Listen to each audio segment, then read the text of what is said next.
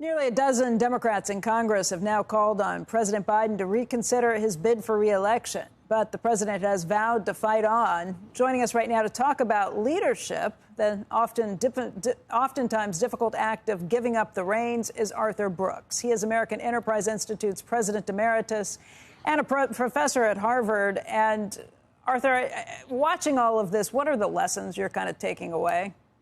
Well, I mean, obviously, it was pretty disturbing what we saw last week, and a lot of people are questioning President Biden's capacity to lead for another 4 years. But beyond that, what he's doing is acting incredibly defensively toward the people who care about him the most. And this brings up an important point for pretty much everybody who watches Squawk Box. Leaders watch this program. And the question is, are you writing the end to your own story? I mean, leaders have to do this. If you want to be remembered in a good way and leave your organization in a good place, you can't just write your story as you go along and hope it ends well. You have to write the end to your own book as well. What is the end of your career? Plan it out. If you don't, it's going to be some form of what we've been seeing in politics for the past 2 weeks. You know, you say the people who care about him most, but his wife, his family, they're standing around him and saying, yes, we want him to continue running. At least that's the narrative we've heard. Who knows what's really going on? I mean, it's one of the things that we know right now is that you can have an administration that's insulating itself to such an extent that not even the media, let alone the American public, know what's going on. By the way, that's very disturbing. This is of great national importance to all of us, and the fact that we didn't know any of this suggests to us that the government is willing to gaslight us to a very large extent. So who knows what the interior conversations going on are, but the people who love us as leaders should be telling us the truth, and we should be in charge of what's going on with the end of our own careers as well. Joe's made the valid point that this is someone who has already gone through the primary, the Democratic primary, and has won all of those votes from those who will be at the convention to be nominating him. How do you everybody was fine with it, Arthur. And don't tell me they didn't know, because we all knew, sort of. Can I write my own exit? Is taking me out on a slab, is that okay to have that as the end of my? Can I plan that for the way I'm going to go? Or is that don't do that. Yeah, I don't recommend that, Joe. Well, part of the reason is because you will be remembered as somebody who went out kicking and screaming. That's fine. I'll be here till then.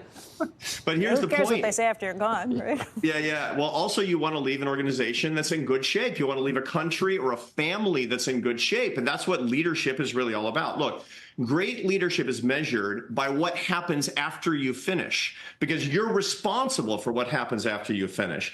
You know, one of the founders of Carlyle, a close friend of mine, Dan Daniello, one time told me, I asked him when I was leaving AEI, I said, how do you know when it's time to leave a CEO job, Dan? And Dan said, because he's seen the beginning and end of hundreds of CEOs' careers as one of the founders of the private equity world. And he said, look, there's only two choices. You can leave before you're ready, or you can leave on somebody else's terms. Choose wisely. Leave a little in the tank. Leave before it's the very end. Don't go out kicking and screaming around the people who really are saying, come on, Dad, give me the keys. Nobody wants this. I guess. Okay, let me put it in another analogy. What about somebody like Tom Brady, who was basically told he had to leave the New England Patriots? They were sorry about that decision. Yeah, they were. And it came time when it was time for him to leave his career, and he did. And I'm sure it was a struggle for him. He knew a little bit better than they did that he had a little bit more in the tank, a lot more in the tank, as a matter of fact. But he did leave. And we know it was hard for him because he really enjoyed playing football, and it was his entire identity. By the way, there's one more point about this. For leaders who are watching us right now and they have nothing else but their own careers, that's the problem. Because retiring means dying. Retiring means non-existing. And what you need to do is to start cultivating your spiritual life, your family life, your friendships, the love relationships in your life before it's time to go, so you have something to go to. Is that what you did when you left AEI? Yeah, I really did. And part of it was because the advice that I got from Dan Daniello and many other trusted leaders whom I asked, including political leaders who had left gracefully and not with this kind of force and not with this sort of resistance. And so I got ready. I announced 16 months in advance. I worked very hard to get a great successor, somebody who's going to be better than me running the organization. And I doubled and tripled down on all the things that I wanted to do in the subsequent areas of my life professionally and the love relationships and my faith life, which was so important to me. You know, Arthur, you talk to a lot of people all the time. You're always asking these sort of questions. And I just wonder what you think is happening behind the scenes and what you think the future is for the country on this point, because we're not just talking about a CEO position. We're talking about the head of a country.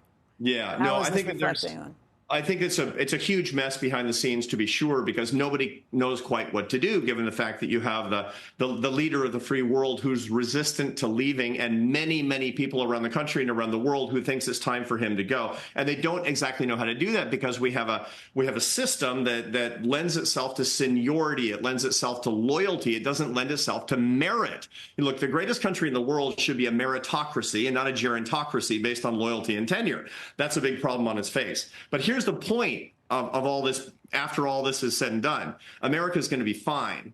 Why is America going to be fine? Because the democracy is actually stronger than these ridiculous things that we're seeing going on right now, the drama that we're seeing, which is kind of political entertainment to a certain extent.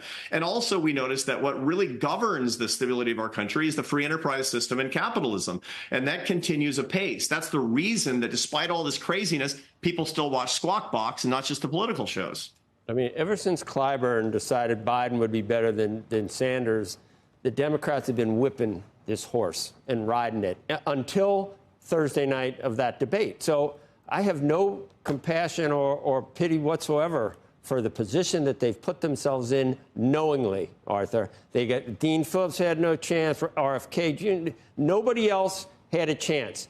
And they didn't care as long as they could, as long as Joe Biden was president and they could control what was going on. They were only too happy to dupe the entire country that this guy was sharp as a tack, and the media was complicit in the entire exercise. So I have no pity whatsoever in it's this. Very disturbing. Look, Joe, it's very disturbing that we have an administration that cares more about staying in power than they care about honesty with the American people, about what's best for the country. I share your concern about that completely. But sooner or later, the truth comes out. And now it does. And the American system will be able to handle it. Let's just see what happens. That's all I have to say. It's going to be a wild ride, to be sure. Arthur, you're making an argument for a new generation of leaders, younger all the way across. Right. I mean, just the idea of meritocracy, not loyalty. Right. Yeah, absolutely. I mean, this is incredibly important. And part of the problem that we have in our system right now is that the two-party system is, it's governed by these private organizations that are gatekeepers to who can actually get ahead in the political system. We have democracy sort of at the general election level, but anything before that is actually not very democratic. And that's the biggest problem. That's the reason that we see a political class that's getting older and older and older, and younger people, a lot of whom are trying to get into business and want to be successful leaders. They're watching us right now. They say, why would I get into politics? Why would I get into politics where I have to wait until I'm 75 years old to have a shot at these important positions in leadership? And by the way, why would I do it when all I'm going to have is members of the media pawing through my trash and having to explain something I did in college to my kids? Why do I need that? That's exactly what's going on with our political system, and it's got to change if we're going to be excellent.